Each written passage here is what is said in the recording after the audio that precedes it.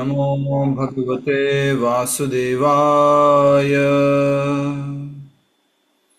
ओम नमो भगवते वासुदेवाय। ओम नमो भगवते वासुदेवाय। मुखं करोति वाचालं पंगुं लंघयते गिरिं यत्कृपातमहं वन्दे श्रीगुरुदीनतारिणं परमानन्दमाधवं श्रीचैतन्यमीश्वरं। नारायणं नमस्कृत्यं नरं चैव नरोत्तमं देवीं सरस्वतीं व्यासं ततो जयमुदीरयेत्। नष्टप्रायेषु भद्रेषु नित्यं भागवत सेवया भगवती उत्तमश्लोके भक्तिर्भवति नैष्टिकी। हरे कृष्ण कृष्ण कृष्ण हरे हरे, हरे राम राम राम हरे हरे। सभी भक्तों का पुनः स्वागत आज के श्रीमद् भागवत कथा रूप कार्यक्रम में। और देरी क्यों हुई आप जानते ही हैं, तो देरी करने के लिए माफ़ी चाहता हूँ।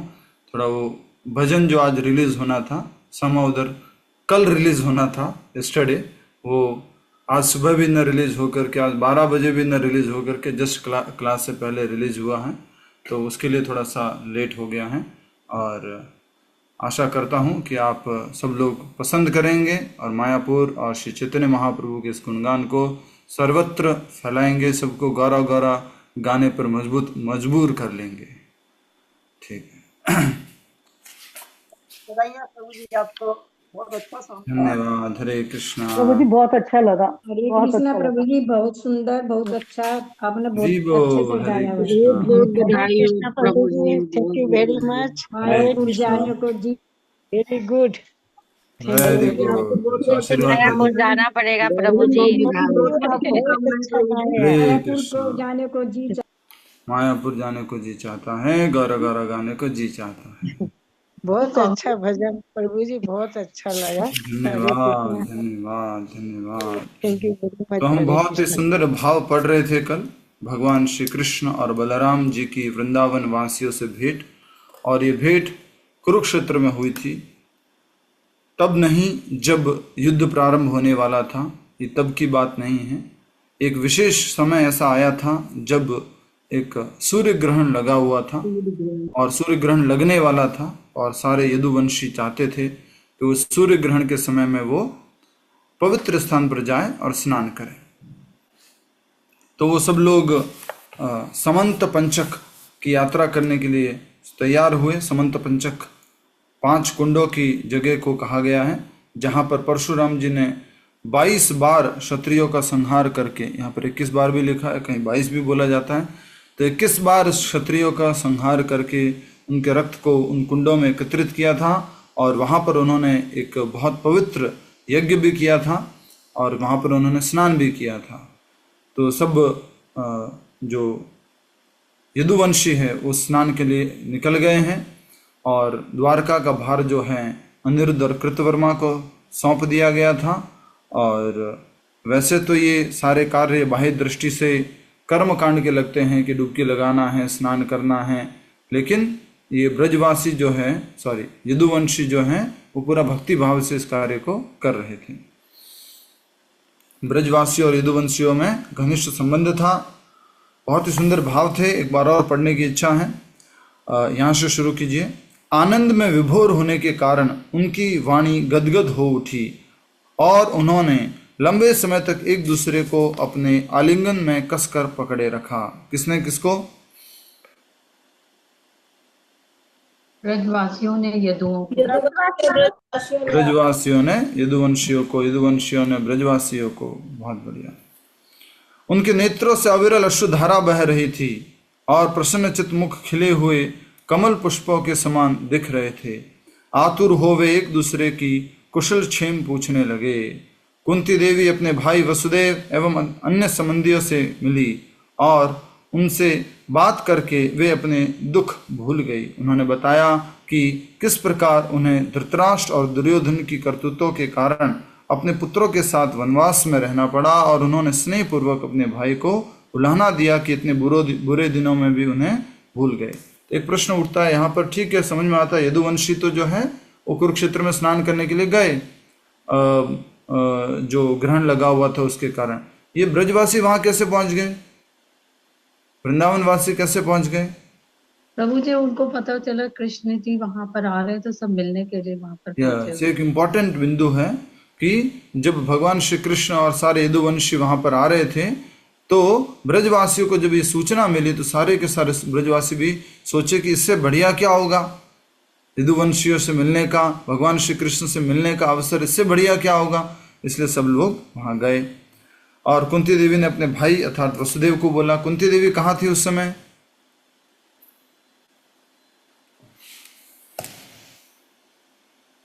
कुंती देवी कहाँ थी, किसको मिली? के पास वसुदेव को मिली। तो कुंती देवी कहाँ होगी उस समय में? हस्तिनापुर। हस्तिनापुर, इंद्रप्रस्थ। हाँ? तो वो इधर की तरफ थी। यदुवंशी जो है वो द्वारका में थे, उनके भाई वसुदेव जी, उनकी पत्नी देवकी मैया और रोहिणी मैया, वो सब लोग तो कहाँ थे?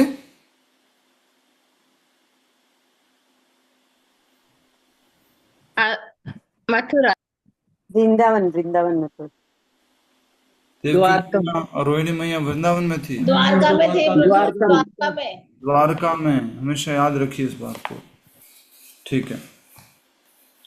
वसुदेव ने उत्तर दिया, बहन मुझ पर क्रोध न करो, कंस के उत्पीड़न से हमारा जीवन भी अनेक कष्टों से गुजर रहा था। तो कई बार होता है कि हम दूसरे को बोलते, देख मैं प्रॉब्लम था और प्रॉब्लम में था और तू आया नहीं। उसको क्या मालूम सामने वाला भी प्रॉब्लम में था, वो चुपचाप सुनता रहता है, ठीक है भाई, हाँ सॉरी नहीं आ पाया।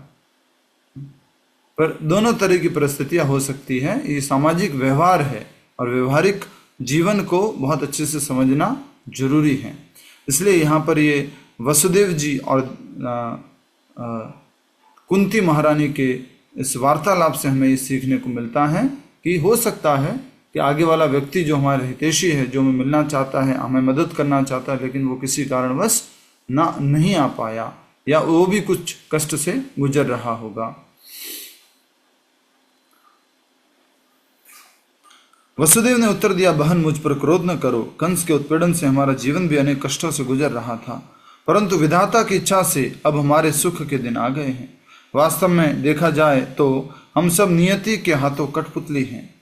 बाह्य दृष्टि से देखने पर कई बार लगता है कि हमने स्वयं संकटों को बुलाया है और कई बार लगता है कि दूसरों ने हमें संकटों में डाला है, परंतु प्रत्येक परिस्थिति में हम परमेश्वर के अधीन होते हैं। और वास्तव में जो भी परमेश्वर के अधीन होने से क्या अर्थ है? अगर हम किसी भी कष्ट में हैं, संकट में हैं, खुशी में हैं, इसका अर्थ क्या है? हमारी कर्मों की फल। हमारे ही कर्मों के कारण हम जो हैं उस परिस्थिति में हैं। नेक्स्ट,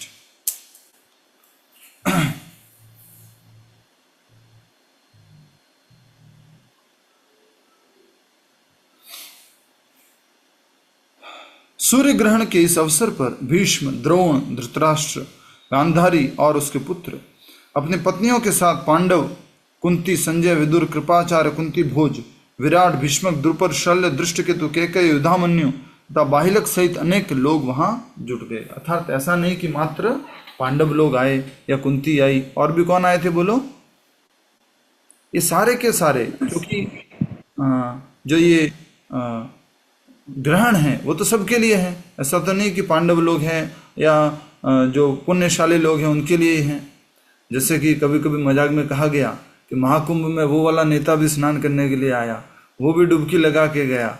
ऐसा तो नहीं महाकुंभ मात्र बीजेपी वालों के लिए है, राइट? तो उसी तरह से ये सारे लोग आके गए। भीष्म, द्रोण, धृतराष्ट्र भी आए, गांधारी भी आई, उसके पुत्र अपनी पत्नियों के साथ, पांडव, कुंती, संजय, विदुर, कृपाचार्य, कुंती भोज, विराट, भीष्मक, द्रुपद, शल्य, दृष्टकेतु, कैकेयी, युधामन्यु, बाहिलक सहित अनेक लोग वहां जुटे थे। सब लोग आए।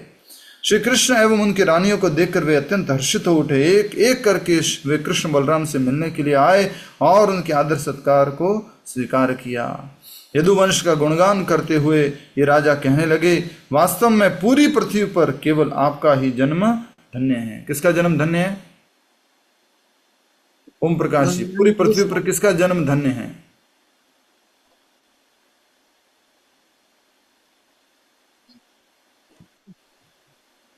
ओम प्रकाश जी।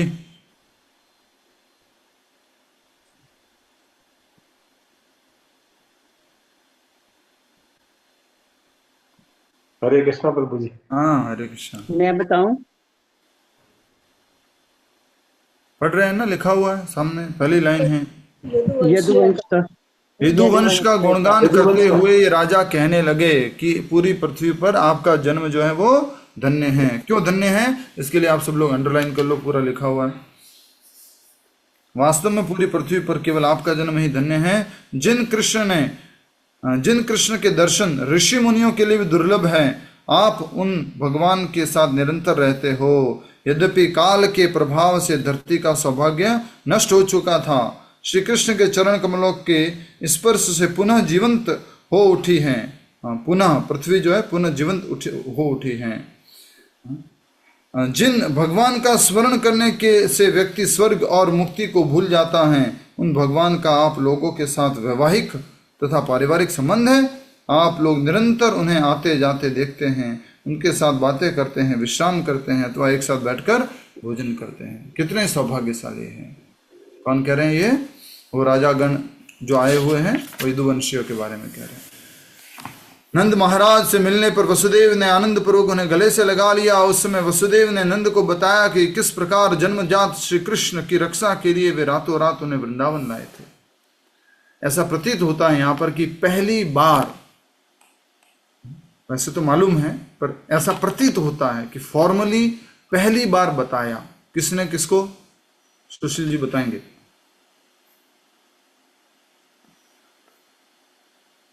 वसुदेव ने नंद बाबा को वसुदेव ने नंद बाबा को फॉर्मली, आराम प्रॉपर तरीके से, ऐसा लग रहा है पहली बार बताया इतने इतने वर्षों के बाद में, कि उस समय वसुदेव ने नंद को बताया कि किस प्रकार जन्मजात श्री कृष्ण की रक्षा के लिए वे रातों रात उन्हें वृंदावन लाए थे। नंद और यशोदा से मिलने पर कृष्ण बलराम ने उन्हें प्रणाम किया। अपने दोनों पुत्रों को देखकर नंद और यशोदा ने उन्हें गोदी में बिठाया। कितने छोटे बच्चे थे कि गोदी में बिठा दिया, बच्चों बच्चों आ जाओ, जाओ कृष्णा बलराम आ जाओ। ये तो बड़े थे प्रभु जी। बड़े थे उम्र में, हाँ, पत्नियां थी, पत्नियां थी, बेटों की उनको भी एक बार थी। शर्म आ सकती है, मम्मी ये क्या, रुको ना, पत्नी है, बच्चे पर माँ का प्रेम हमेशा माँ का प्रेम होता है। इसलिए कभी कभी उम्र वाले लोग भी माँ की गोदी में बैठ जाते हैं, माँ की गोदी में सिर रख के जो है बैठ जाते हैं, माँ उनको आशीर्वाद देती है, थोड़ा सिर सहलाती है। इस प्रकार से जो है ये मुख्य रूप से भाव प्रेम माता और बेटे के उस संबंध में देखा जाता है। अपने दोनों पुत्रों को देखकर नंद और यशोदा ने उन्हें अपनी गोद में बैठाया। लंबे समय तक उन्हें अपनी छाती से लगाकर अपनी विरह अग्नि को कुछ शांत किया। तब रोहिणी और देवकी ने यशोदा मैया का आलिंगन किया, रोहिणी और देवकी ने, और अपने पुत्रों का लालन पालन करने के लिए अपना आभार प्रकट किया। उन दोनों ने स्वीकार करते हुए कहा, ये दुनिया की सबसे बड़ी घोषणा है, ये अंडरलाइन कर लो, वास्तव में कृष्ण बलराम के सच्चे माता पिता तो आप ही हैं। जन्म देने वाले से पालने वाले माता पिता को बहुत बहुत बहुत उत्तम कोटि का स्थान दिया गया है। तो ये नंद बाबा, यशोदा मैया, ये क्या है? पालने वाले माता पिता हैं। गोपियां श्री कृष्ण से मिलने के लिए कितनी आतुर थी, किसी भी व्यक्ति के लिए इसकी कल्पना करना उसकी क्षमता से बाहर था। जैसे ही गोपियों को दूर से श्री कृष्ण दिखाई दिए, अपने नेत्र मार्गों से उन्हें अपने अंतःकरण में ले जाकर गोपियों ने दीर्घ काल तक उनका प्रगाढ़ आलिंगन किया। आंखों से ही उनको भगवान श्री कृष्ण को अपने हृदय में लेके गई और उनको गले से लगा दिया। किसी ने कृष्ण बुक में ये वाला, कृष्ण पुस्तक जो उसमें ये वाला अध्याय पढ़ा? कल कहा था मैंने कृष्ण पुस्तक में पढ़ना है इसको, कल पढ़ा किसी ने कृष्ण पुस्तक में? जी प्रभु पढ़ा था। पढ़ा था। कुछ और बिंदु उसमें से होंगे तो यहाँ पे ऐड करवाइएगा। यह सुशील जी पढ़ा था? प्रभु मैंने पढ़ा हुआ है, मेरे पास उसका सब नोट्स भी लिखे हुए हैं। ठीक है, मुझे हेल्प कीजिएगा, ऐड कीजिएगा इसमें बीच बीच में। ठीक है। अत्यंत संतुष्ट हो वे अपने आप को भूल गई। गोपियों के हृदय में पहुंचकर श्री कृष्ण ने भी उन्हें अंतःकरण से उनका आलिंगन किया। अभी रियल में नहीं पहुंचे, कैसे पहुंचे? दृष्टि मात्र से अंदर गए हैं। श्री कृष्ण अपनी माताओं के साथ बैठे थे, परंतु जब उन्होंने देखा कि सब माताएं आपस में बातें करने लगी, सही अवसर देख कर वे गोपियों से मिलने के लिए एकांत स्थान पर गए। माताएं जो है आपस में बातें करने लगी, कल भी हमने चर्चा की थी। क्या बोलते हैं माताएं जब आपस में बैठती है, उसको आजकल की मॉडर्न भाषा में क्या बोलते हैं? कल भी बताया था, data transfer. Data transfer. Hari बोल। ठीक है, तो भगवान एक मौका देख करके, एकांत अवसर देख करके वो निकल गए एकांत स्थान पर। वहां प्रसन्नता पूर्वक उनका आलिंगन करके वे उनकी कुशल क्षेम पूछने लगे। श्री कृष्ण ने कहा, कल भी हमने चर्चा की थी, संक्षिप्त में दोबारा से इसका दोहरान कर रहे भावों को देखते हुए। श्री कृष्ण ने कहा, हे गोपियों, क्या तुम अभी भी मेरा स्मरण करती हो? ये प्रश्न पर ही सब कुछ खत्म हो जाता है। मतलब क्या ऐसा हो सकता है कि गोपियां कभी कृष्ण का स्मरण ना करें? लेकिन गोपियां चुपचाप रहती है। देखिए, अपने शत्रुओं का वध करने के उद्देश्य से मुझे तुमसे इतनी दूर रहना पड़ा। क्या तुम अभी भी मुझे कृतज्ञ मानती हो, गुनाहगार मानती हो? कृपया मत भूलो कि परमेश्वर ही हमें एक साथ लाते हैं और एक दूसरे से अलग ले जाते हैं। और वो कौन है परमेश्वर? वो परमेश्वर खुद ही बोल रहे हैं, स्वयं भगवान ही बोल रहे हैं। ठीक है, भगवान की भक्ति करने से, स्वयं भगवान ही बोल रहे हैं, भगवान की भक्ति करने से व्यक्ति संसार के द्वंद्वों से ऊपर उठ सकता है। यह तुम्हारा परम सौभाग्य है कि तुम्हारे हृदय में मेरे प्रति अत्यंत प्रेम भाव है। बहुत इंपॉर्टेंट लाइन है, अत्यंत प्रेम भाव है, जो कभी समाप्त नहीं होने वाला प्रेम भाव है, असीमित प्रेम भाव है। और भगवान की भक्ति करेंगे तो इन दोनों द्वंद्वों से ऊपर उठ सकते हैं। सुख दुख, लाभ हानि, मिलन विरह, इन सबसे ऊपर उठ सकते हैं। मैं समस्त चराचर जगत का आदि मध्य एवं अंत हूं। अंडरलाइन करो, भागवत में ऐसा कहाँ लिखा है? भगवत गीता में तो लिखा भाई, ठीक है, कि मैं समस्त चराचर वस्तुओं का आदि मध्य और अंत हूं। भगवत गीता में लिखा है। भगवत गीता में कहाँ लिखा है बताओ?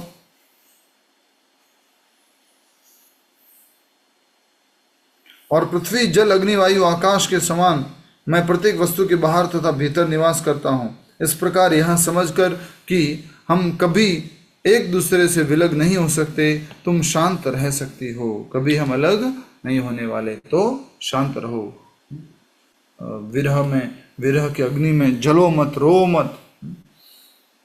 गोपियों ने कहा, हे नाथ, इस संसार रूपी अंधे कुएं में गिरे प्राणियों के लिए आपके चरण कमल ही एकमात्र आश्रय है।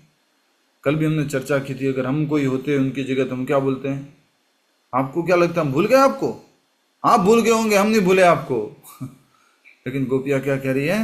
हे नाथ, इस संसार रूपी अंधे कुएं में गिरे प्राणियों के लिए आपके चरण ही एकमात्र आश्रय है। यद्यपि हम घर गृहस्थी में फंसी साधारण स्त्रियां हैं, फिर भी हमारी यही कामना है कि आपके चरण कमल सदैव हमारे हृदयों में स्फुरित होते रहे। श्री कृष्ण से इतने लंबे विरह के बाद भी गोपियां उनके साथ द्वारका में नहीं रहना चाहती थी। 10वें अध्याय का 20वां श्लोक देखो, कौन सा है गीता का? 10.20 बताया ना किसी ने? 10.20 अहमात्मा गुडाकेश सर्वभूताशय स्थित। प्रभु आगे नहीं पढ़ना था, पढ़ लेंगे, वो भी पढ़ लेंगे। ठीक है, अनुवाद पढ़िए जोर से। हे अर्जुन, मैं समस्त जीवों के हृदयों में स्थित परमात्मा हूँ। मैं ही समस्त जीवों का आदि, मध्य तथा अंत हूँ। यस, तो भगवान ने साफ साफ कहा है, मैं समस्त जीवों का आदि, मध्य और अंत हूँ। संस्कृत की लाइन कौन पढ़ेगा? सेकंड वाली पढ़ो। मैं पढ़ू प्रभु जी। पढ़िए मत। अहम आदिश्च मध्यं च भूतानामन्त एव च। यस, अहम आदिं च मध्यं च भूतानां मन्त एव च। भूतानां अंतम एव च। शुरू से पढ़िए।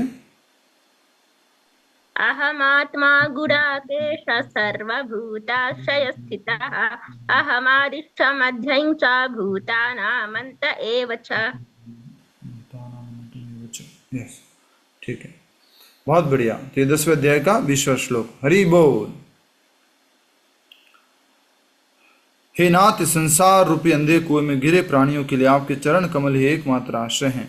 यद्यपि हम घर गृहस्थी में फंसी साधारण स्त्रियां हैं, फिर भी हमारी यही कामना है कि आपके ये चरण कमल सदैव हमारे हृदयों में स्फुरित होते रहे। श्री कृष्ण से इतने लंबे विरह के बाद भी गोपियां उनके साथ द्वारका में नहीं रहना चाहती थी। उन्हें तो अपना वृंदावन ही अति प्रिय था, जहाँ प्रत्येक पग पर वे श्री कृष्ण की उपस्थिति का अनुभव करती थी। तब गोपियों ने श्री कृष्ण से वृंदावन लौटने का आग्रह किया, और यही भाव श्री चैतन्य महाप्रभु की शिक्षाओं का मूलभूत सिद्धांत तथा रथ यात्रा के पीछे छिपी भावनाओं का आधार है। क्या है मूल भाव? अंडरलाइन कर लो इसको। तब गोपियों ने श्री कृष्ण से वृंदावन लौटने का आग्रह किया, और यही भाव श्री चैतन्य महाप्रभु की शिक्षाओं का मूलभूत सिद्धांत और रथ तथा रथ यात्रा के पीछे छिपे भावनाओं का आधार है। वास्तव में श्री कृष्ण कभी वृंदावन से बाहर नहीं आते, और उनकी भक्ति में तल्लीन गोपियां एवं अन्य ब्रजवासी भी सदैव वही रहते हैं। कल भी हमने इस बात को समझा था। आइए नया अध्याय शुरू करते हैं। अध्याय संख्या 135। द्रौपदी की श्री कृष्ण की रानियों से भेंट। कहां पर भेंट हो रही है ये? कुरुक्षेत्र में। कुरुक्षेत्र में, ठीक है। द्रौपदी की श्री कृष्ण की रानियों से भेंट। गोपियों से बात करने के बाद श्री कृष्ण महाराज युधिष्ठिर एवं अन्य परिजनों से मिलने गए। उस समय अवसर देखकर वहां एकत्र स्त्रियां श्री कृष्ण की लीलाओं की चर्चा करने लगी। श्रीमती द्रौपदी ने कहा, हे वैदर्भी, भद्रा एवं जाम्बवती। वैदर्भी कौन है? रुक्मिणी। रुक्मिणी, विदर्भ देश की पुत्री। हे वैदर्भी, हे भद्रा।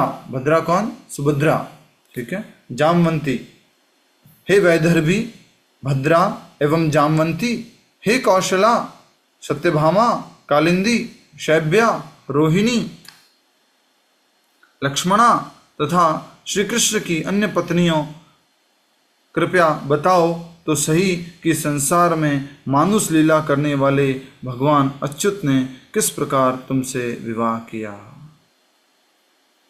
तो विवाह के बारे में पूछ रहे हैं कि भगवान ने आपसे कैसे विवाह किया, आप सब लोगों को कैसे सेलेक्ट किया हमारे ठाकुर ने, हमारे कृष्ण ने। ये द्रौपदी जी पूछ रही है। सबसे पहले रुक्मिणी और फिर सत्यभामा, जामवंती, कालिंदी, मित्रविंदा, सत्या और भद्रा ने अपनी अपनी कहानियां कही। ठीक है, हम लोगों ने कहानियां सुनी थी इनके बारे में। एक नाम आया है कौशला। कौशला कौन है यहाँ पर? एक नाम आया है रोहिणी, एक नाम आया शैब्या, मित्रवृंद। तो क्या इसमें बलराम की भी पत्नियां हैं? ऐसा लग रहा है मुझे तो ओनली कृष्ण की पत्नियां हैं, क्योंकि जो रोहिणी नाम है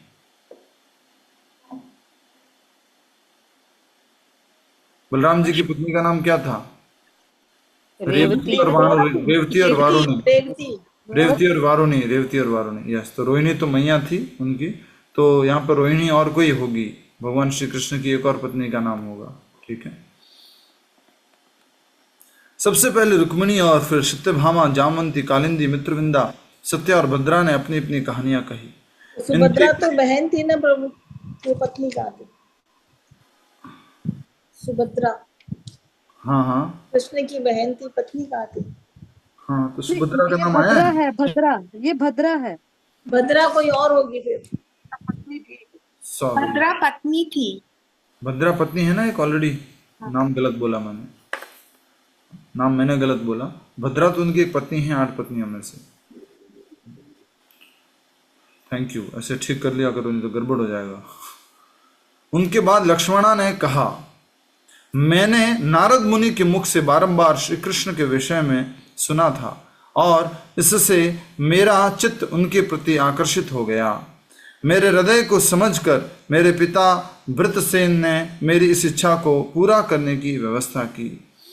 प्रिय द्रौपदी, लक्ष्मणा ने भी अपनी कहानी बता दी और अब द्रौपदी को और आगे बताया जा रहा है। प्रिय द्रौपदी, जिस प्रकार तुम्हारे स्वयंवर में लटकती मछली की आंख भेदने की शर्त इसलिए रखी गई थी जिससे केवल अर्जुन तुम्हारे पति बन सके, इसी प्रकार मेरे स्वयंवर में भी कुछ ऐसी शर्त थी। अंतर केवल इतना ही था कि मेरे स्वयंवर में वह मछली एक झीने कपड़े से आच्छादित थी और इसलिए उसकी परछाई को नीचे जल में देख पाना और कठिन था। तो अर्जुन से भी कठिन स्वयंवर था। ये किनका स्वयंवर है? लक्ष्मण। लक्ष्मण। इसे सुनकर हजारों राजा मेरे स्वयंवर में आए और मेरे पिता ने सबका आदर सत्कार किया। कुछ राजकुमार तो धनुष पर प्रत्यंचा तक चढ़ा नहीं पाए और हताश होकर उसे एक और फेंक दिया। कुछ ने उसे मोड़ने का प्रयास किया, परंतु झटके से ऊपर आकर उसने बदले में उन्हें ही घायल कर दिया। जरासंध, शिशुपाल, भीम, दुर्योधन और कर्ण जैसे वीर उसकी प्रत्यंचा चढ़ाने में सफल रहे, परंतु ये लोग सफल हो गए। जरासंध, शिशुपाल, भीम, दुर्योधन और कर्ण, परंतु वे लक्ष्य को भेद नहीं पाए। अर्जुन उनमें सर्वश्रेष्ठ सिद्ध हुए क्योंकि उनके बाण ने कम से कम मछली का स्पर्श तो किया। तो अर्थात अर्जुन भी थे। वाह वाह, एक स्वयंवर में दोनों धनुर्धर है, भगवान स्वयं श्री कृष्ण और अर्जुन भी है। जब उन वीरों का गर्व चूर हो गया तब श्री कृष्ण ने धनुष उठाया। देखते देखते उसकी प्रत्यंचा चढ़ा दी। जल में मछली के प्रतिबिंब को देखते हुए श्री कृष्ण ने मछली को भेद दिया और शुभ अभिजित नक्षत्र के समय वह मछली भूमि पर धराशायी होकर गिर पड़ी। उधर स्वर्ग में देवगण नगाड़े बजाते हुए पुष्प वर्षा करने लगे और मैं रत्न जड़ित स्वर्णिम माला लेकर धीरे धीरे आगे बढ़ने लगी। लज्जा से झुके अपने मुस्कुराते मुख से वहां जुटे राजाओं को देखते हुए मैंने श्री कृष्ण के गले में वरमाला डाल दी। जब भगवान ने अपने चतुर्भुज रूप में मुझे अपने रथ पर बैठाया उस समय काम वासनाओं से त्रस्त कुछ राजा अत्यंत उद्विग्न हो उठे। श्री कृष्ण ने अपना सारंग धनुष उठाया और दारुक तेजी से रथ को द्वारका की ओर हाँकने लगे, जबकि कुछ राजा उसी प्रकार भगवान का पीछा करने लगे जिस प्रकार गांव के कुत्ते शेर का पीछा करते हैं। जिन राजाओं ने श्री कृष्ण से युद्ध करने का प्रयास किया वे सब कुछ ही क्षणों में उनकी बाण वर्षा से धराशायी हो गए और शेष बचे राजा भयभीत हो भाग खड़े हुए। अंत में रोहिणी कहने लगी, वे उन सब 16,100 रानियों की ओर से बोली जिन्हें श्री कृष्ण ने भौमासुर का वध करके मुक्त किया था। तो ये 8 पटरानियों में से नहीं है,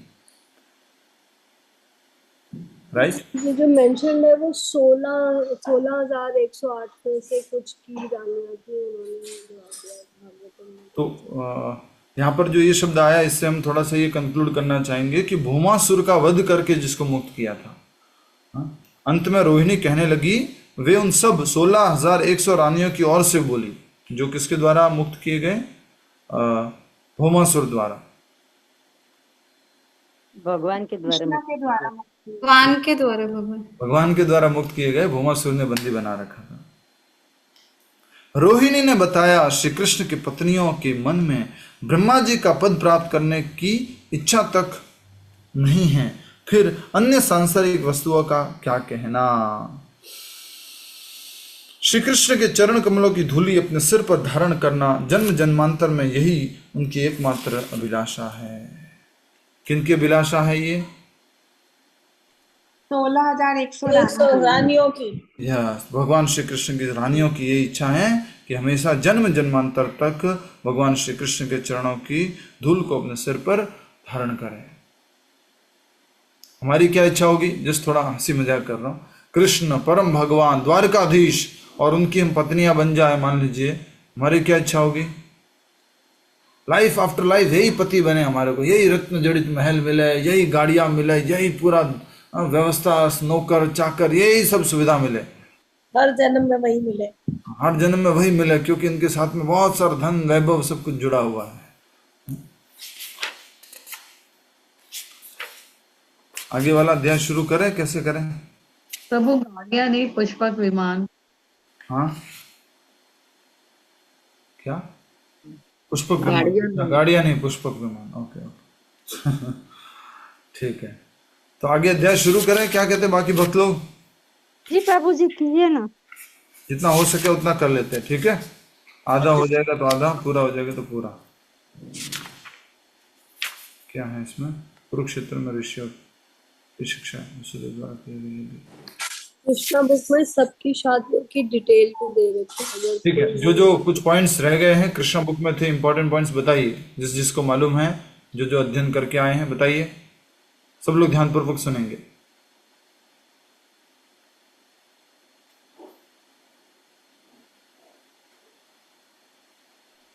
हरे कृष्णा प्रभु जी। यस माता जी। प्रभु जी, इसमें गोपियों वाली प्रसंग में भगवान कृष्ण ने पूरे डिटेल में बताया है, जैसे कि हम लोग मिलते और बिछड़ते हैं कि अगर हवा चलती है तो रुई और मिट्टी आपस में मिल जाती है, लेकिन समय के साथ जब हवा बंद होती है तो जब अलग अलग हो जाते हैं। इसी तरह संसार में हम सब लोग आपस में आते हैं, मिलते हैं और फिर बिछड़ जाते हैं समय के साथ ही। रुई और मिट्टी। हाँ हाँ जी, रुई और मिट्टी बहुत अच्छा उदाहरण है।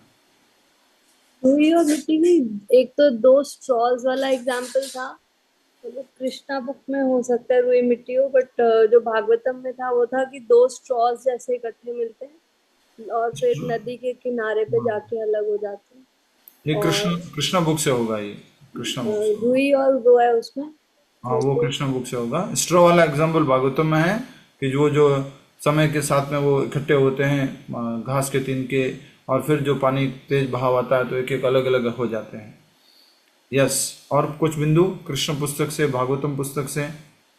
हाँ जी प्रभु, एक उन्होंने वो 5 तत्व का भी बताया एग्जाम्पल, कि जैसे एक मिट्टी का घड़ा होता है, ये भी 5 तत्वों से बनता है। जब ये इकट्ठा होता है तो अलग अलग तत्व होते हैं, लेकिन टूटने के बाद भी इसमें 5 तत्व ही रहते हैं। ऐसे ये शरीर भी 5 तत्वों से बनता है। भगवान से ही हम लोग, मतलब हर चीज में भगवान है।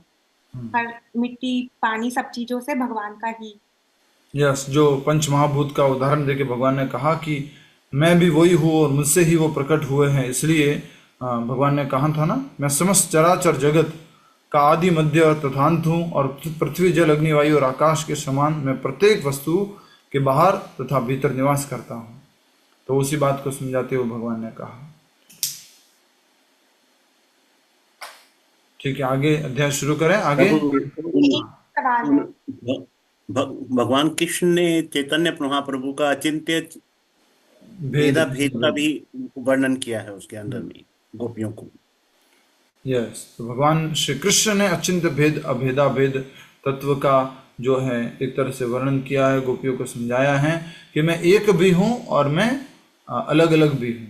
तो मैं एक कैसे हूँ कि ये जो पंच महाभूत है ये मैं ही हूँ, और अलग अलग कैसे हूँ कि पंच महाभूत अलग अलग रूप में जगत में स्थित हैं, अलग अलग वस्तुओं के रूप में स्थित है, पर वो वस्तु अलग हैं और मैं अलग हूँ। समझ में आया आप सबको?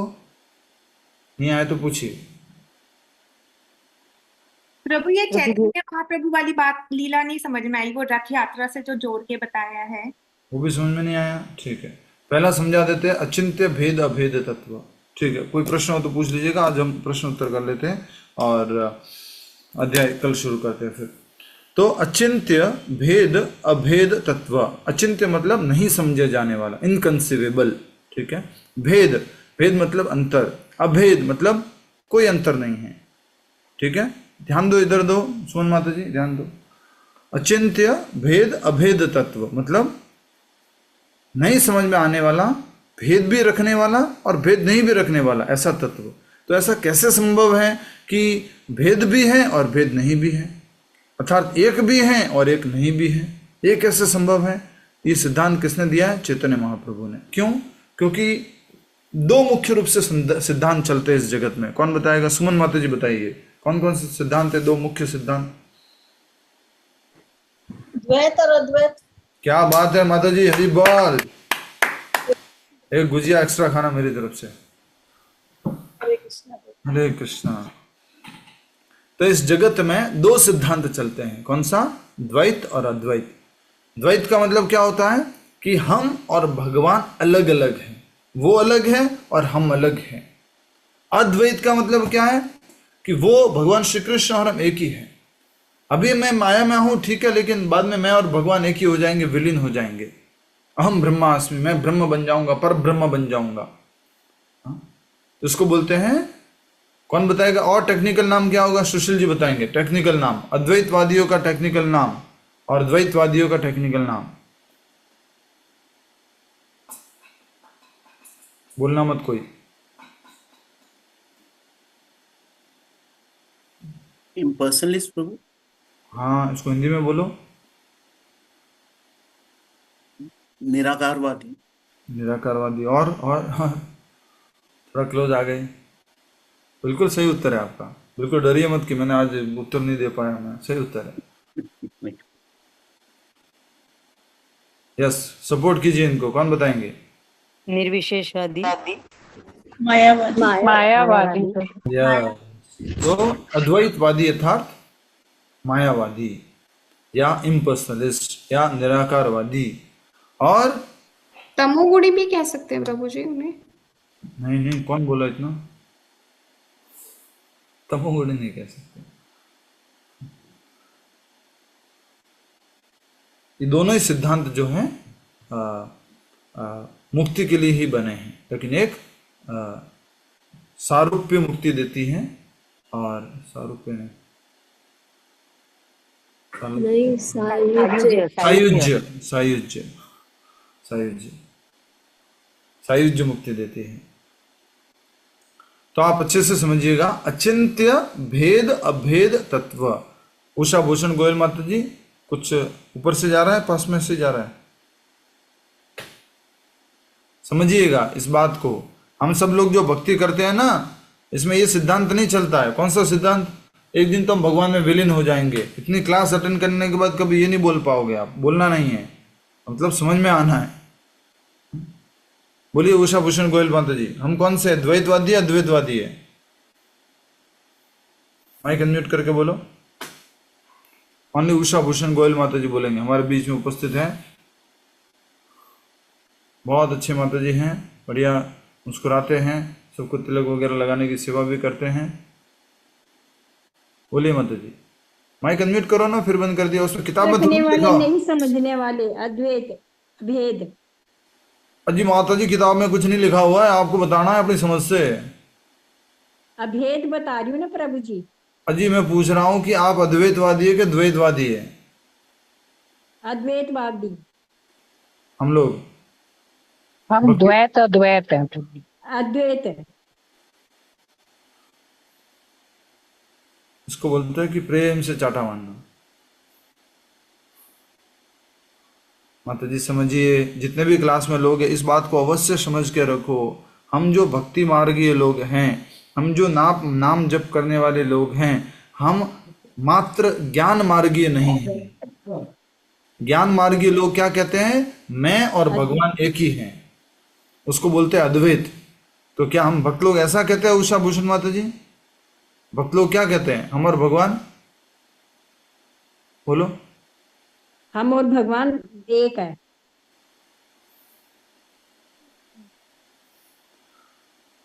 हम और भगवान अलग अलग है माता जी, एक कैसे हो गए? हम तो भक्त है ना माता जी। वो ये बता रही है ना, नहीं, भगवान तो सब एक हो गए ना जी, भक्त हो गए ना, फिर इसलिए अलग अलग हो गए ना। माता जी कंफ्यूज मत होइए, नहीं घबराइए। क्या है ना, प्रचार की दृष्टि से ये मालूम होना जरूरी है। जब आप प्रचार करो, किसी से मिलो, सब लोग, एक होता है द्वैत सिद्धांत और एक होता है अद्वैत सिद्धांत। द्वैत मतलब दो, अद्वैत मतलब एक। इशारा करो, सभी लोग फास्ट इशारा करो। द्वैत मतलब दो, अद्वैत मतलब एक। अद्वैत मतलब एक। द्वैत मतलब अद्वैत मतलब एक।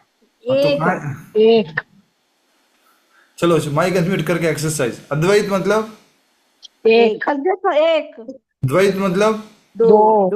अद्वैत मतलब एक।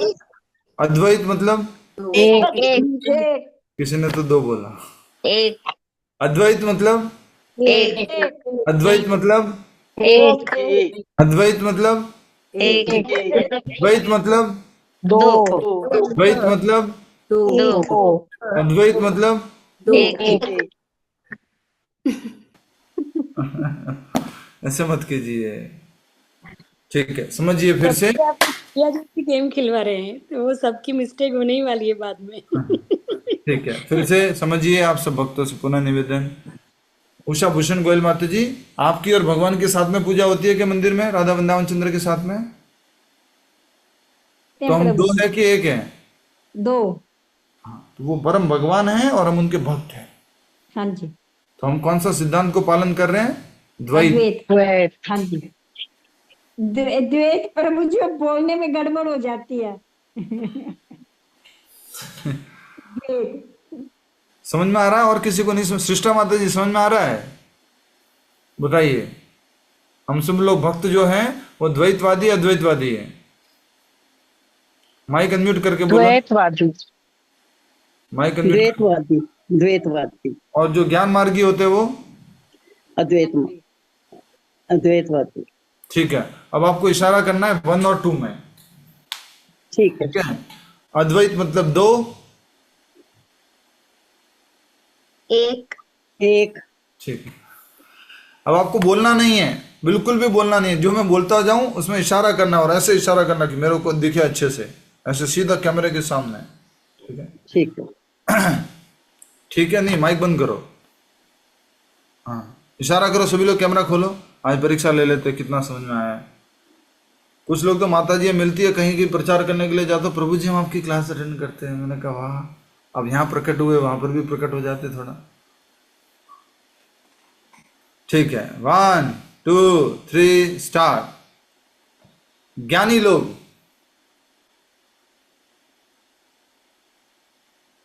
अद्वैत। ये भगवान इतना कंफ्यूजन। लतिका माता जी नहीं बता पा रहे हो, क्या कर रहे हो आप? कहाँ ध्यान है आपका? सॉरी प्रभु। हाँ ठीक है, बोलना नहीं है, कुछ भी नहीं बोलना है, जल्दी से इशारा करना है ऐसे सामने की तरफ। द्वैत, अद्वैत, द्वैत, अद्वैत, द्वैत, अद्वैत। अरे अभिलेखा माता जी क्या कर रहे हो? द्वैत, अद्वैत, भक्ति योगी,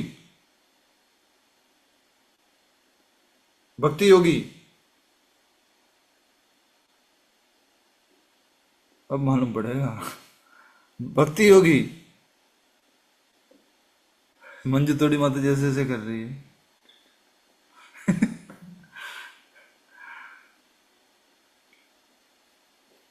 अरे आशा माता जी, भक्ति योगी। हम भक्ति योगी है ना हम लोग। उषा भूषण गोयल माता जी भक्ति योगी। यस ठीक है, आगे बोलता हूं फिर से। ज्ञान योगी, ज्ञान योगी, भक्ति योगी। ठीक है, निराकारवादी, निराकारवादी। Very nice, good confusion, Hari बोल। निराकारवादी। शिल्पा माता जी गए, नंबर गए आपके। उषा भूषण गोयल माता जी नंबर गए आपके। दो दो प्रभु जी, दो। निराकारवादी, निराकारवादी क्या बोलते हैं? अमर भगवान एक ही है। ठीक है, मायावादी, अद्वैत। एक एक। जी माइक बंद कर दो जी। यस, रेखा मल्होत्रा माता जी, रेशमा माता जी भी दिख रहे हैं। यस, अरे रेखा मल्होत्रा माता जी हाथ नहीं दिख रहा आपका, बोलना है। ठीक है, मैं बोल रहा हूं, सभी लोग एक बार फास्ट जल्दी से सीख लो, दिमाग में क्लियर होना चाहिए। जो भगवान को और हमको, अपने आप को बराबर मानते हैं, एक या दो, इशारा करो, इशारा करो। विमला सिन्हा माता जी कैमरा की तरफ। यस ठीक है, उर्मिला माता ji. Yes okay, very good. ठीक है, जो भगवान को परम भगवान और अपने आप को भगवान का अंश, भगवान का सेवक, भगवान का दास मानते हैं,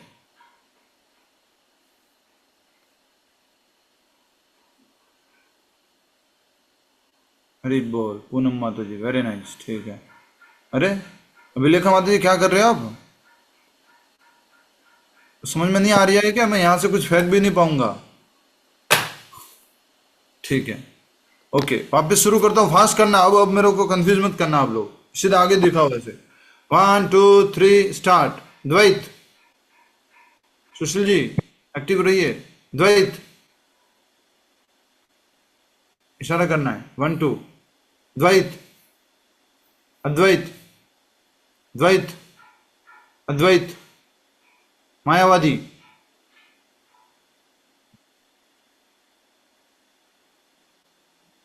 निराकारवादी। मंजू थोड़ी माता जी बढ़िया है, कभी एक कर लो कभी दो कर लो। तो समझ में आ रही है नहीं आ रही है? ठीक है। भक्ति योगी, भक्ति योगी, ज्ञान योगी, ज्ञान योगी, प्रीति माता जी, अर्चना माता जी, यस, ज्ञान योगी, गुड। मायावादी, निराकारवादी, ये कहने वाले कि हम भगवान में जाके विलीन हो जाएंगे, ये कहने वाले कि हम भगवान में जाके विलीन हो जाएंगे। शैलजा मित्तल माता जी क्या हो गया है? ये कहने वाले कि हम भगवान में जाके विलीन हो जाएंगे। ठीक है, लगभग सबका सही है। हरि बोल। पीके गुप्ता प्रभु जी 2 उंगली के चेंज ही नहीं किया, सब पे 2 था उनका। किसने? पीके गुप्ता प्रभु जी। पीके गुप्ता प्रभु जी ने, वो प्रमाण था उनका उत्तर। प्रभु शारदा वो ऐसे कर रहे थे, आप सब लोग विजयी हो, वी बोलते हैं ना, क्या बोलते हैं, विक्ट्री। या वो कैमरे के सामने ऐसे कर रहे थे, एक अंगुली दिखाने तो ऐसे, 2 अंगुली दिखाने, एक अंगुली ऐसे। समझ में आया कि नहीं आया? फिर से बोल रहा हूं मैं, निराकारवादी मतलब कि जो भगवान को और अपने आप को एक मानते हैं, भगवान का आकार नहीं है, हमारा भी ये शरीर खत्म हो जाएगा, हम भी निराकार हैं, भगवान में जाके विलीन हो जाएंगे। अब नेक्स्ट सिद्धांत चैतन्य महाप्रभु ने दिया, उसको बोलते हैं अचिंत्य भेद अभेद सिद्धांत या द्वैताद्वैत सिद्धांत। अर्थात उसका मतलब क्या होता है कि हम एक भी हैं और अलग अलग भी हैं, हम एक भी हैं और अलग अलग भी हैं। तो हम एक कैसे हैं और हम अलग अलग कैसे हैं, कौन बताएगा? नीपा गांधी माता जी। प्रभु जी, हम गुणों में एक है मगर quantity and quality, Prabhu ji quality same है मगर क्वांटिटी अलग है हमारी। भगवान में ज्यादा गुण है, हमने कम है प्रभु जी। गुणों में समानता है, मात्रा में भिन्न। हाँ, वही मात्रा में, क्वालिटी एंड क्वांटिटी प्रभु जी। हाँ, तो क्वालिटीली कैसे हम समान हैं, क्वांटिटेटिवली हम हमारे में वो क्वांटिटी बहुत कम है जो भगवान में है। भगवान समुद्र है कि भगवान बुंद है? भगवान समुद्र है, भगवान समुद्र है। यस। भगवान सोने की खान है कि भगवान अंगूठी है? भगवान सोने की खान है, हम अंगूठी है। यस। भगवान बहुत बड़ा पेड़ है कि भगवान एक पत्ता है? बहुत बड़ा पेड़ है, हम पत्ते हैं। यस, अच्छे से समझना है। बट पत्ते में भी वही गुण हैं जो पूरे पेड़ में गुण हैं, बूंद में भी वही गुण हैं जो पूरे समुद्र में वो गुण हैं, और एक और क्या था, सोने की खान में वही सोने के अंदर गुण हैं जो सोने की अंगूठी में हैं। तो गुणों में कैसे हैं? एक हैं, लेकिन मात्रा में अलग अलग है। क्या हम कभी भगवान बन सकते हैं? अच्छा रुको रुको रुको, जो ये कहेंगे कि क्या हम भगवान, परम भगवान बन सकते हैं, हाथ खड़ा करो। ठीक है, ये बताओ कौन कह सकता है हम और भगवान एक दिन इस मरने के बाद मुक्ति मिल जाएगी और हम और भगवान एक हो जाएंगे?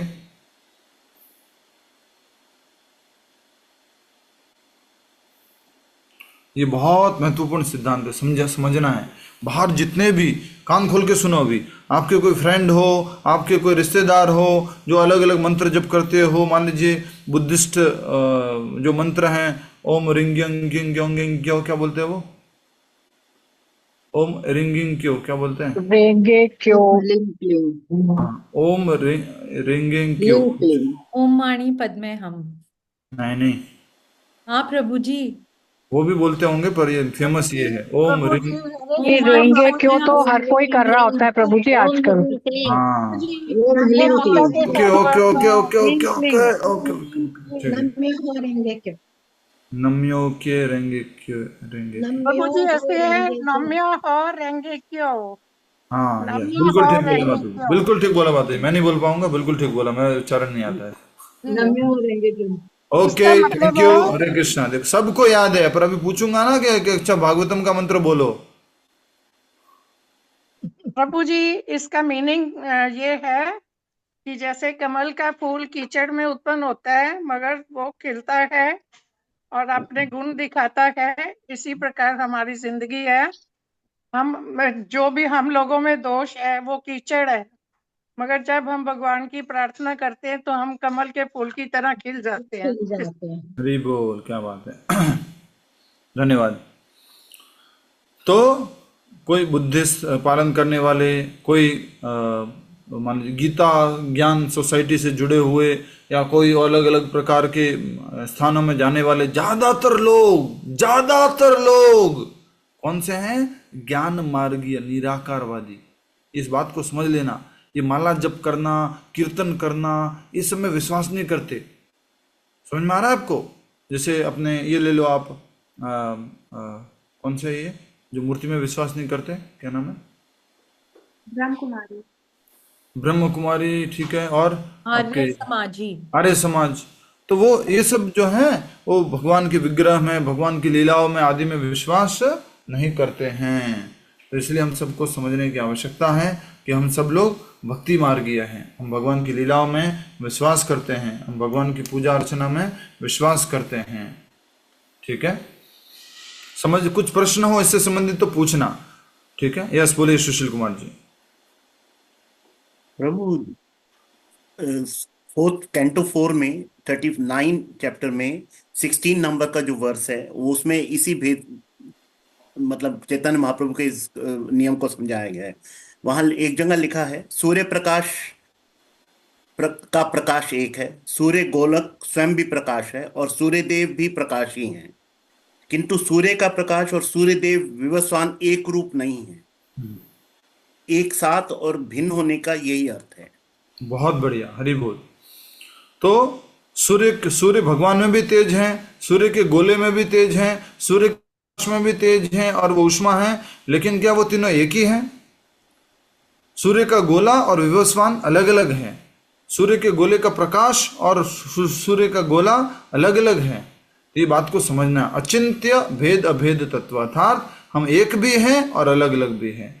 दूसरा भाव यहाँ पर क्या था जो बताया गया है? चैतन्य महाप्रभु की शिक्षा का मूलभूत सिद्धांत वो ये है कि हम कृष्ण प्रेमी हैं, हम प्रेम मार्गीय हैं और हम चाहते हैं कि भगवान श्री कृष्ण द्वारका से वृंदावन वापस आ जाए। इसलिए रथ यात्रा मनाई जाती है। जो भगवान का मुख्य मंदिर होता है श्री मंदिर, उसको बोलते हैं द्वारका, और जो गुंडीचा मंदिर है उसको क्या बोलते हैं? बोलो। वृंदावन प्रभु जी।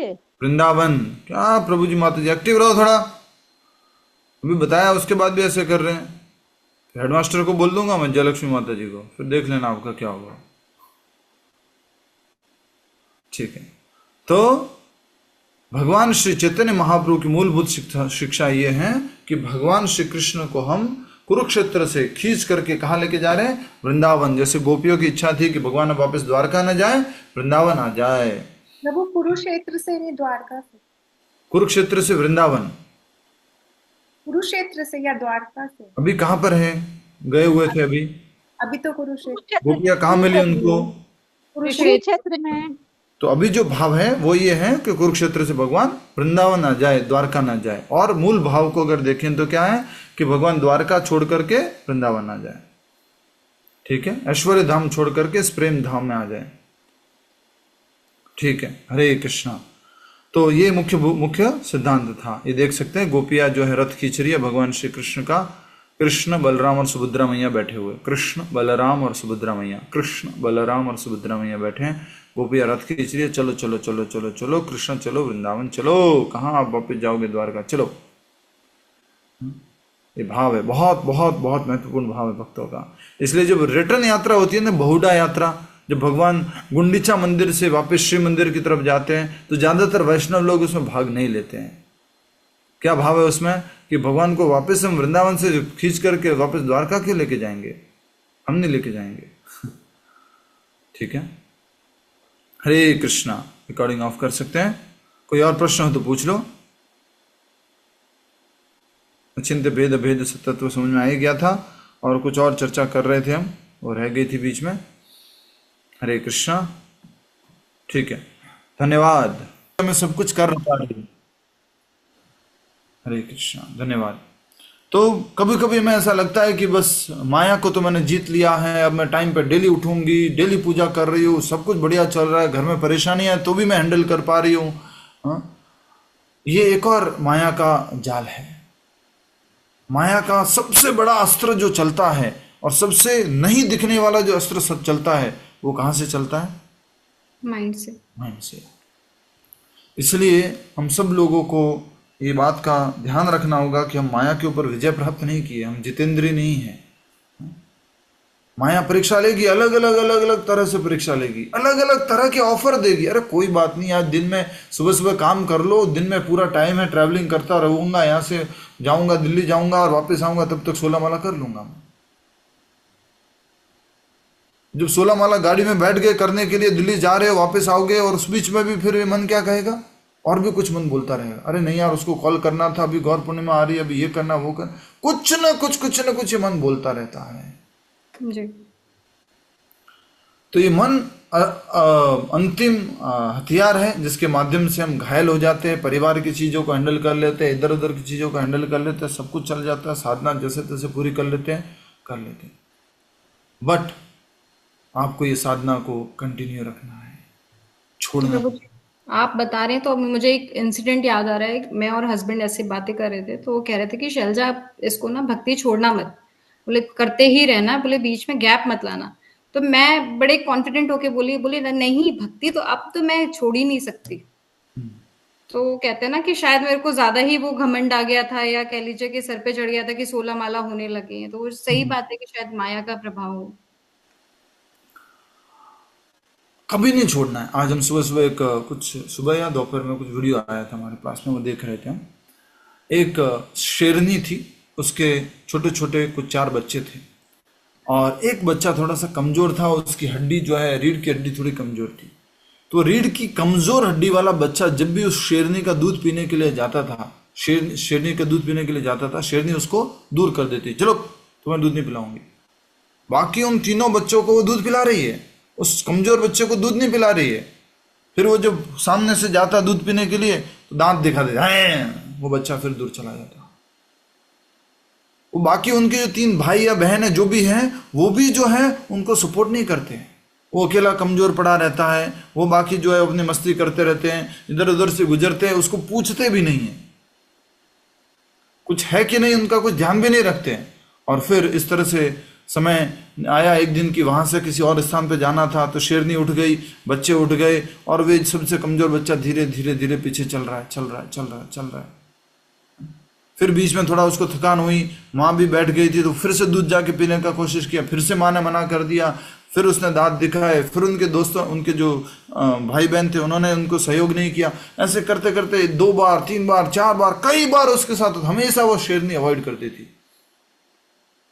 और एक दिन जो है वो पूरी तरह से कमजोर पड़ गया, उसके पैर भी नहीं चल पा रहे, रीढ़ की हड्डी पूरी कमजोर हो गई है। शेरनी के बच्चे जो वो खुद खेल रहे कूद रहे, दूसरे बच्चे, शेरनी भी सबकी तरफ ध्यान दे रही, उसकी तरफ बिल्कुल ध्यान नहीं दे रही, बस गिरने वाला ही था, चल रहा है। और बहुत प्यास लगी, सब लोग पानी पी लिए, और जब पानी पीने के लिए ये जा रहा था तो वहां मगरमच्छ था पानी के अंदर, कैसे भी तुरंत उसको पकड़ के खा लेता।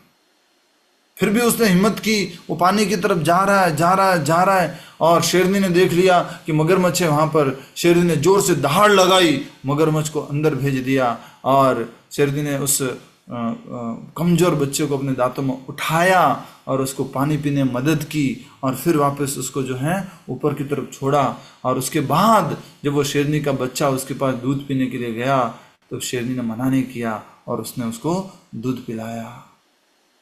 फिर उसके बाद उसके जो भाई बहन थे वो भी उसके साथ खेलने लगे, और जब वो एक स्थान छोड़ करके जब दूसरे स्थान जा रहे थे, तब उनके भाई, वो शेरनी, सब पीछे मुड़ के इंतजार कर रहे कि आ जाओ, उसी के वेट कर रहे हैं हम तुम्हारे लिए, आ जाओ। तो शिक्षा ये है कि कमजोर पड़ गई भक्ति, नहीं कर पाया, थोड़ा छूट गया है, या शरीर में प्रॉब्लम है, परिवार में प्रॉब्लम है, घर में प्रॉब्लम है, छोड़ना नहीं है। जैसे तैसे करते, कभी एक दिन नहीं हो पाया, कभी कुछ हो 2 दिन नहीं हो पाया, कभी 3 दिन नहीं हो पाया, हार नहीं माननी है कि नहीं भाई यार अब नहीं होगा यार, नहीं हो पाएगा। डेली की 16 माला भाई नहीं हो सकता है, 1 माला कर लेंगे बस। हार नहीं माननी। जब आप हार नहीं मानोगे और उसके बाद जब कृष्ण रूपी माँ की शरण जाओगे तो वो अपना दूध अवश्य पिलाएंगे, वो आपका अवश्य प्रेम करेगी, बाकी भक्त लोग सहयोग करेंगे। बहुत इंस्पायरिंग स्टोरी थी कि कैसे हमें अपना प्रयास जारी रखना चाहिए, कभी छोड़ना नहीं चाहिए।